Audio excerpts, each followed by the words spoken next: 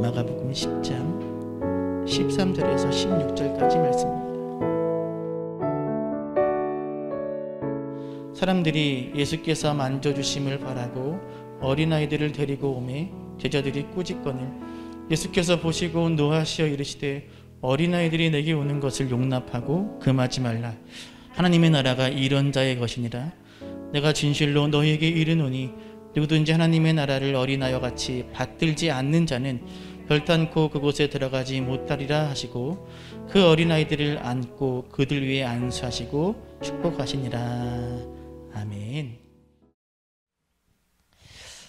오늘 읽은 말씀은 우리가 참 많이 들어서 알고 있는 이야기죠. 예수님께 어린아이들을 데리고 온 사람들을 꾸짖는 제자들에게 예수님이 분노하시면서 어린아이들이 자신에게 오는 것을 용납하고 금하지 말라 말씀하십니다. 13절을 다시 한번 읽어보겠습니다. 사람들이 예수께서 만져주심을 바라고 어린아이들을 데리고 오매 제자들이 꾸짖거늘. 사람들이 예수님께서 만져주심을 바라면서 어린아이들을 데리고 왔습니다. 여기서 어린아이는 헬라어 단어로 파이디온, 유아에서 12세까지의 아동입니다. 민주나이죠. 12살. 근데 왜 데리고 왔다고요? 예수님께서 이 표현이 좀 그렇죠. 만져주시길. 당시 유대인들은 속죄일에 어린아이들이 랍비에게 축복을 받도록 데려오는 관습이 있었습니다. 그러니까 만져준다는 건 뭐 하는 거예요? 축복해 주기를. 예수님이 랍비로 불렸잖아요. 랍비. 예수님께서 랍비 되신 예수님께서 자기 아이들을 축복해 주기를 바라는 마음으로 데리고 온 거예요. 그러니까 이 사람들이 무작정, 무턱대고 예의 없이 데려온 것이 아니라 어린아이들을 데려올만 해서 데려온 겁니다. 그런데 제자들이 어린아이들을 데리고 온 사람, 주로 아버지였겠죠. 이 어린아이들을 데리고 온 자들을 꾸짖습니다. 어린아이들을 랍비에게 데리고 와서 축복을 받는 유대인들의 관습을 생각해 볼 때 제자들의 이러한 반응이 이해가 되지가 않습니다. 여러분, 제자들이 어린아이들을 데리고 온 사람들을 꾸짖은 이유가 무엇일까요? 예수님의 말씀 속에 답이 있습니다. 왜냐하면 예수님이 제자들을 혼내는 그 말씀 속에는 제자들의 잘못된 생각과 행동을 고쳐주고 싶은 예수님의 마음이 담겨있기 때문에 그렇습니다. 그래서 예수님께서 제자들을 혼내는 말씀 속에 제자들의 마음이 담겨 있습니다. 14절을 다시 읽어보겠습니다. 예수께서 보시고 노하시어 이르시되 어린아이들이 내게 오는 것을 용납하고 금하지 말라. 하나님의 나라가 이런 자의 것이니라. 예수님께서는 제자들에게 두 가지를 말씀하세요. 첫째, 뭐 하지 말라? 어린아이들이 네게 오는 것을 용납하고 금하지 말라. 까지만 말씀하셔도 되는데 그 다음 뭐라 말씀하시죠? 하나님의 나라가 이런 자의 것이다. 이 뒤에 덧붙이신 말씀 속에 답이 있습니다. 제자들이 어린아이들을 데리고 오지 말도록 금한 그 이유가 바로 이 말씀 속에 담겨 있습니다. 예를 들어 볼게요. 만약에 예수님이 제자들에게 이렇게 말씀하셨다면 어떨까요? 어린아이들이 내게 오는 것을 막지 마. 떠들고 장난치지 않으면 어린아이가 아니야. 라고 말씀하셨다면 그러면 제자들은 어린아이들을 왜 막은 걸까요? 어떤 생각으로? 어린아이들이 떠들고 방해하니까 예수님이 말씀 전하시고 예수님의 사역에 방해가 되니까 그만 거겠죠. 또 예를 들어서 예수님께서 제자들이 이렇게 말씀하셨다면 어떨까요? 제자들아, 어린아이들을 나한테 데려오는 걸 금하지 마. 어린아이들한테 무슨 돈이 있어? 라고 말씀하셨다면 제자들은 어떤 생각으로 어린아이들을 막은 거예요? 어린아이들이 그 예수 공동체에 물질적인 경제적인 도움이 하나도 안 되니까 막은 거지요. 자, 오늘 이 말씀 속에 답이 있습니다. 다시 읽어볼까요? 있습니다. 14절 읽습니다. 예수께서 보시고 노하여 이르시되 어린아이들이 내게 오는 것을 용납하고 금하지 말라. 하나님의 나라가 이런 자의 것이니라. 하나님의 나라가 이런 자의 것이니라 라고 말씀하십니다. 이제 좀 감이 오십니까? 제자들이 어린아이들을 막은 이유가 무엇입니까? 무엇과 관련이 있다는 거예요? 무엇과 관련이 있을까요? 하나님 나라예요. 하나님 나라. 제자들은 하나님 나라와 관련해서 어린아이들을 어떤 존재로 여기고 있는지를 우리가 이 말씀 속에 알 수 있습니다. 예수님 말씀을 뒤집어 보면 압니다. 예수님 말씀을 뒤집으면 그것이 제자들의 생각인 거예요. 예수님은 뭐라고 그러셨죠? 하나님 나라가 누구의 것이다? 어린아이의 것이다. 뒤집으면 뭐가 되죠? 하나님의 나라는 어린아이의 것이 아니다. 하나님의 나라는 어린아이와는 상관이 없다. 하나님의 나라의 어린아이들은 방해만 될 뿐이다. 이것이 바로 제자들의 생각이었다는 거예요. 예수님께서 이루시고자 하는 하나님 나라를 제자들이 어떻게 생각하고 어떻게 이해하고 있는지를 잘 보여줍니다. 제자들이 어린아이를 예수님께 데려오는 걸 막은 이유는 어린아이들이 하나님 나라와 아무 상관이 없기 때문에, 오히려 방해되기 때문에 막은 거예요. 그래서 예수님은 하나님 나라가 어린아이의 것이다 라고 말씀하시는 겁니다. 여러분, 제자들이 생각하고 있던 하나님의 나라는 당시 유대인들이 갖고 있던 하나님 나라에 대한 이해와 별반 다르지 않습니다. 지난주 설교 시간에 말씀드렸지요. 당시 유대인들이 생각했던 메시아는 어떤 메시아였습니까? 어떤 메시아? 로마의 식민지인 이스라엘을 해방시키고 다윗 왕조를 회복시킬 정치적이고 군사적인 메시아였습니다. 그래서 메시아가 회복시킬 하나님 나라는 정치적으로 군사적으로 성취되는 나라였습니다. 시편 2편에서 예언하고 있는 것처럼 이방 나라를 질그릇 깨트리듯 깨트리고 군사적으로 성취되는 성격을 지닌 하나님 나라였습니다. 즉 이스라엘을 앞자고 있는 이방 나라인 로마와 대대적인 전쟁에서 승리함으로 성취된 하나님 나라였고, 이것이 당시 유대인들 그리고 제자들이 생각하던 하나님 나라에 대한 이해였습니다. 자, 그렇다면 제자들이 하나님 나라와 관련해서 어린아이가 예수님께 오는 것을 막은 이유를 아시겠습니까? 메시아가 전쟁을 통해서 하나님 나라를 성취하고 완성하는 것이라면, 그리고 이것이 하나님 나라 운동이라면, 이 하나님 나라 운동에 어린아이들이 뛰어들 틈이 있어요, 없어요? 없어요. 어린아이들이 로마와의 전쟁에 무슨 소용이 있습니까? 오히려 어린아이들은 전쟁할 때 방해만 돼요. 이방 나라와의 전쟁에서 어린아이들은 주역이 될 수 없습니다. 전쟁은 성인 남자들의 몫입니다.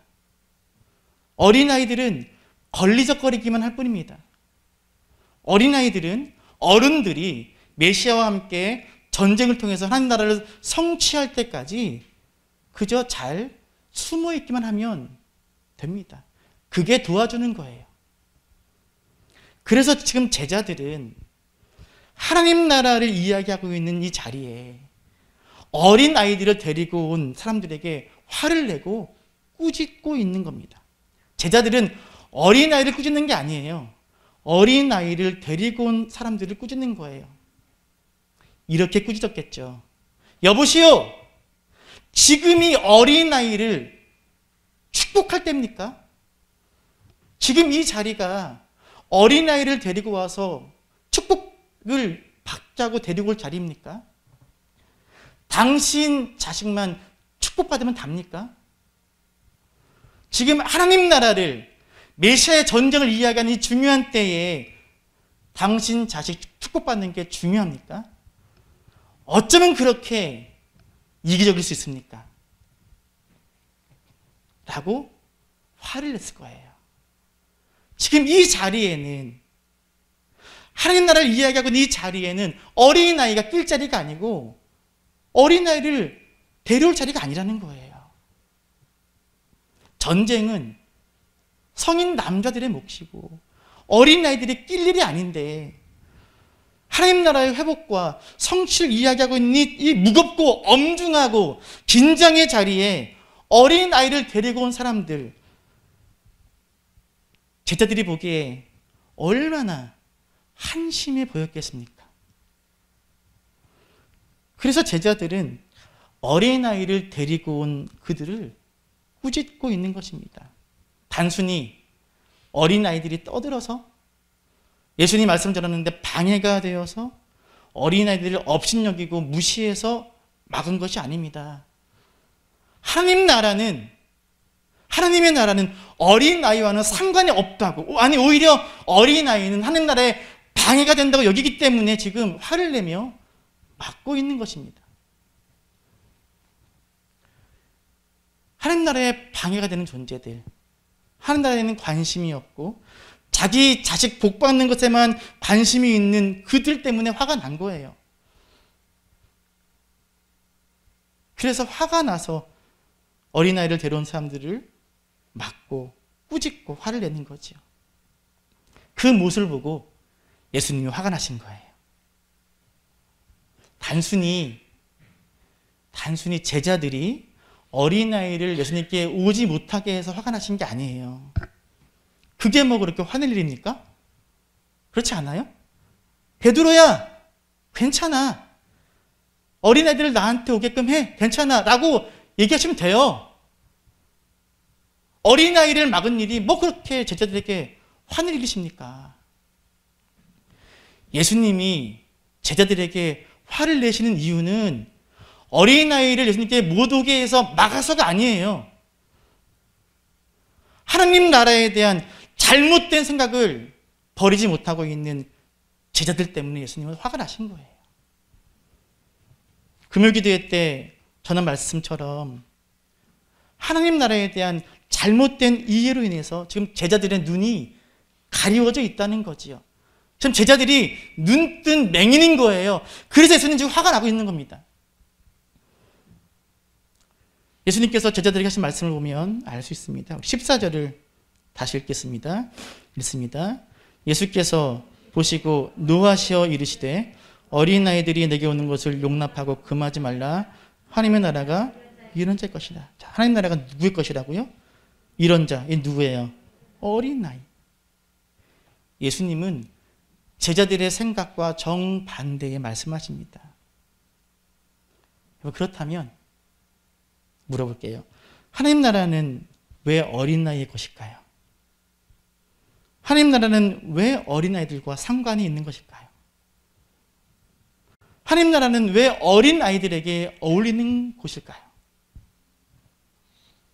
그 이유는 이어지는 예수님 말씀 속에 답이 있습니다. 15절을 읽겠습니다. 읽습니다.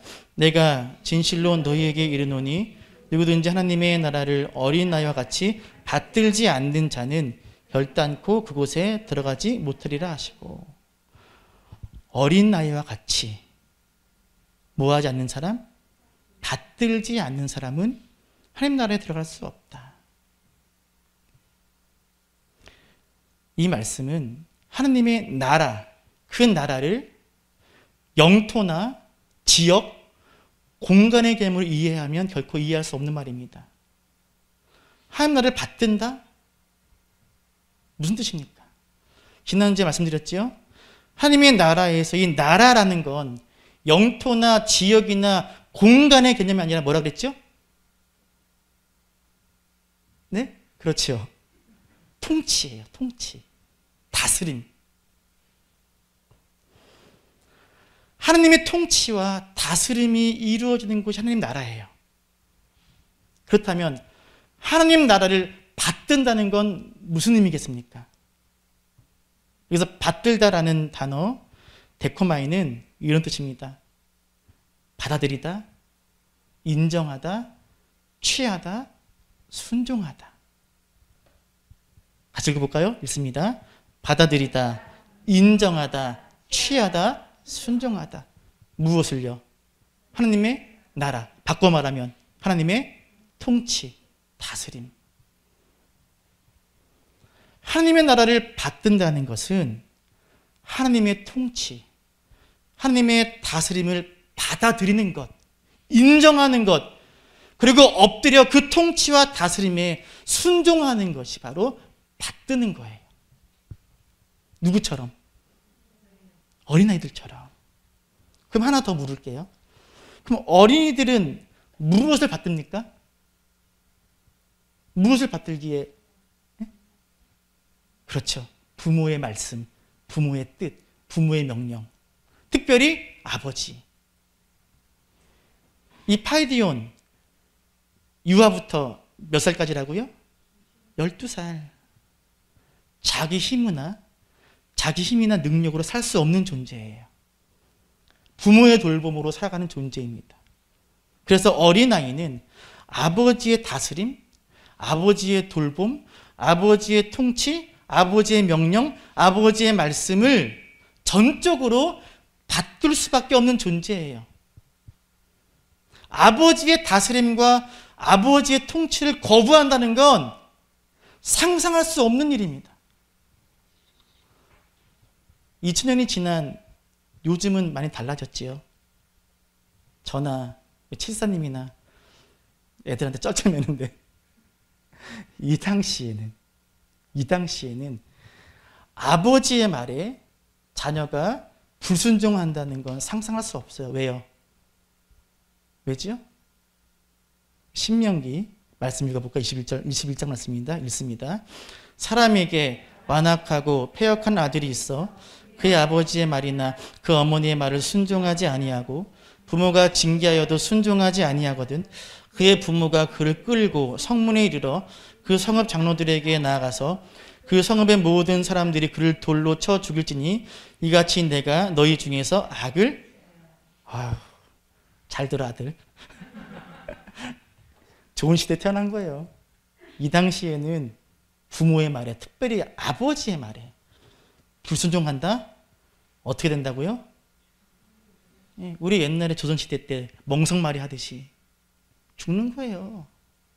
죽는 거예요. 부모님의 말씀, 특별히 아버지의 명령은 절대적이었습니다. 순종하지 않으면 죽는 거예요. 자녀들은 아버지의 말을 받들 수밖에 없었습니다. 특별히 어린아이들은 더하지요. 이 어린아이들은 더욱더 부모에게 의존될 수밖에 없습니다. 어린아이들일수록 아버지의 다스리심을, 통치를 더욱더 받들 수밖에 없습니다. 다시 예수님 말씀으로 돌아가 볼까요? 우리 15절을 다시 읽어보겠습니다. 있습니다. 내가 진실로 너에게 이르노니 누구든지 하나님의 나라를 어린아이와 같이 받들지 않는 자는 결단코 그곳에 들어가지 못하리라 하시고, 하나님의 나라를 어린아이와 같이 받드는 자, 어떤 사람이에요? 어린아이가 아버지의 다스림과 통치, 그 말씀과 명령을 전적으로 받들듯이 하늘 아버지이신 하나님의 다스림과 그분의 통치를 전적으로 받드는 사람, 그분의 말씀과 뜻에 순종하며 인정하며 그분의 뜻대로 사는 사람, 이 사람이 바로 하나님의 나라에 들어갈 수 있는 사람이고 이미 하나님 나라에 들어간 사람이지요. 여러분, 예수님이 선포하신 하나님 나라, 그리고 예수님을 통해서 이 땅에 임한 하나님 나라는 이런 나라입니다. 그리고 이러한 하나님 나라를 온몸으로 보여주신 분이 예수님이십니다. 예수님은 당신의 아버지이신 하나님의 뜻에 전적으로 순종하셨습니다. 받드셨습니다. 십자가 위에서 죽기까지 아버지의 뜻에 순종하셨습니다. 누구와 같이? 어린아이와 같이. 아버지의 뜻에 죽기까지 순종하신 예수님이야말로 어린아이와 같이 하나님 나라를 받드는 것이 무엇인지를 몸으로 보여주셨습니다. 성도 여러분, 하나님 나라는 어린 아이와 같은 자에게 어울리는 나라입니다. 자, 이제 여러분께 마지막으로 묻겠습니다. 여러분은 어린 아이와 같이 하나님 나라를 받들고 계십니까? 여러분은 하나님의 통치, 다스림, 그분의 말씀과 뜻과 명령 앞에 온전히 엎드리고 인정하며 순종하며 살고 계십니까? 오늘 어린이 주일입니다. 우리 아들이 제 설교를 잠깐 보더니, 본문 보더니 오늘 어린이 주일이라고 어린이를 위해 설교하는 것 같다. 아닙니다. 물론 어린이들은 귀하고 사랑해야 되는 존재이지요. 하지만 그것을 일깨우기 위해서만 어린이 주일이 있는 것은 아닙니다. 어린이 주일을 맞아서 내가 어린 아이와 같이 하나님의 나라를 받들고 있는지를 돌아보아야 합니다. 하나님의 통치를 거부하고 내가 내 삶의 주인이 되어서 살고 있지는 않습니까? 하나님의 다스리심을 거부하고 세상의 가치를 좇아 살고 있지는 않으십니까? 하나님의 말씀과 뜻에 순종하지 않고 하나님의 뜻과는 상관없이 내 뜻대로 살고 계시지는 않습니까? 그렇다면 그런 분에게 하나님 나라는 어울리지 않습니다. 얼마 전에 벨기에 대사 부인이 한남동에서 옷가게 직원을 폭행한 사건이 있었지요. 온 국민이 공분을 했고 하고 있습니다. 동영상 보셨습니까? 아나 무인입니다. 신발을 신은 채, 그것도 하얀 옷을 입어봅니다. 신발을 신은 채. 입고 온 옷과 그 옷이 비슷하기 때문에 직원이 절도 아닌지 의심하니까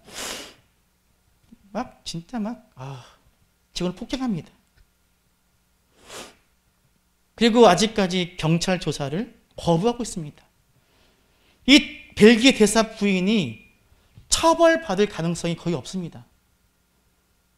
왜 이렇게 행동합니까? 왜 이렇게 행동하지요? 외교 사절과 그의 가족은 체포나 구금을 당하지 않는 면책 특권 대상이기 때문입니다. 쉽게 말해 한국의 법이 그들에게 미치지 않기 때문입니다. 대한민국의 다스림, 통치가 그들에게는 해당되지 않기 때문입니다. 그래서 무시합니다. 마찬가지입니다. 하나님의 다스림, 하나님의 통치를 거부하고 살아가는 사람들은 이 벨기에 대사 부인 같은 사람입니다. 하나님을 두려워하지 않습니다. 하나님을 무시합니다. 하나님의 다스림과 통치를 인정하지 않습니다. 하나님의 뜻과 말씀은 내가 살아내는 삶과 상관이 없습니다. 그저 내 뜻대로, 내 마음대로 살아갈 뿐입니다. 벨기에 대사 부인은 대한민국이라는 땅에 살고 있지만 대한민국에 속한 사람이 아닙니다. 마찬가지로 하나님의 다스림과 통치를 인정하지 않고 살아가는 사람은 이름은 그리스도인일지 몰라도 그는 그리스도께 속한 사람이 아닙니다. 그런 이들에게 하나님 나라는 어울리지 않습니다. 여러분, 어린이 주일입니다. 요즘 자녀들, 어린이든 청소년이든 청년이든 출가한 자녀든 말 참 더럽게 안 듣지요. 중요한 건 그러한 자녀들을 보면서 과연 하나님 아버지 앞에서 하나님의 자녀 된 나의 모습은 어떤지 돌아볼 수 있기를 바랍니다. 성도 여러분, 어린 아이와 같이 하나님의 나라를 받들며 사시기를 축원합니다. 하나님의 주인 되심, 주권을 인정해야 합니다. 하나님의 뜻 앞에 철저하게 항복해야 합니다. 하나님의 말씀에 온전히 순종해야 합니다. 그렇게 하나님 나라는 임하는 것입니다. 교회가 많아진다고 하나님 나라가 확장되는 것이 아닙니다. 목사가 많아지고 신자들이 많아진다고 하나님 나라가 확장되는 것이 아니에요. 장로님이 대통령 된다고 하나님 나라가 확장되는 것도 아닙니다. 하나님 나라는 하나님의 다스림과 통치를 어린아이처럼 받드는 내가 많아질 때 하나님 나라는 확장되는 것이죠. 하나님 나라는 하나님의 주권을 인정하고 하나님 나라의 말씀과 뜻에 전적으로 순종하며 살아가는 내가 많아질 때 하나님의 나라는 확장되는 것입니다. 그것이 행복한 삶입니다. 오늘 다음 세대 아이들이 찬양한 가사 중에 이런 가사가 있잖아요. 비록 짧은 작은 삶, 주 뜻대로 사는 것, 이것이 나의 삶의 행복이라. 어린아이, 자녀로서 아버지의 뜻을 받들며 하나님의 자녀로 사는 것이 진짜 행복입니다. 그래서 그 사람은 하나님 나라 안에 살고 있는 거예요. 이것이 참된 행복이요, 주님께서 원하시는 하나님 나라 백성입니다. 성도 여러분, 어린 아이와 같이 하나님 나라를 받드는 여러분 되시기를 이 시간 축원합니다. 행복 찬양한 후에 기도하겠습니다. 행복 함께 찬양할까요?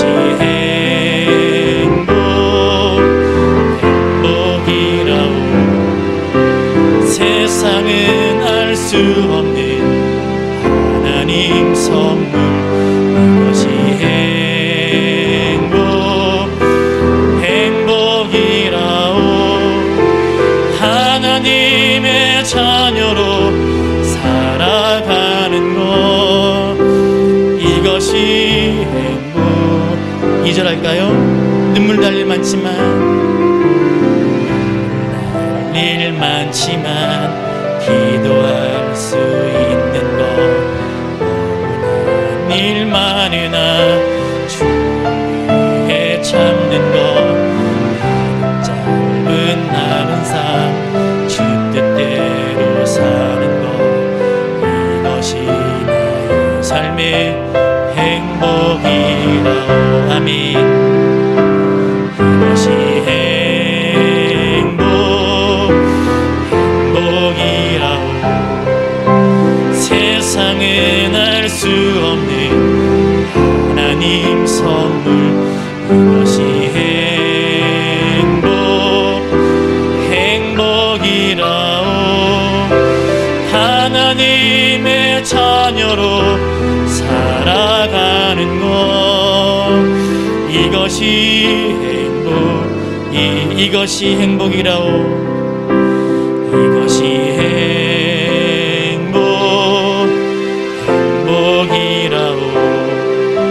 세상은 알 수 없는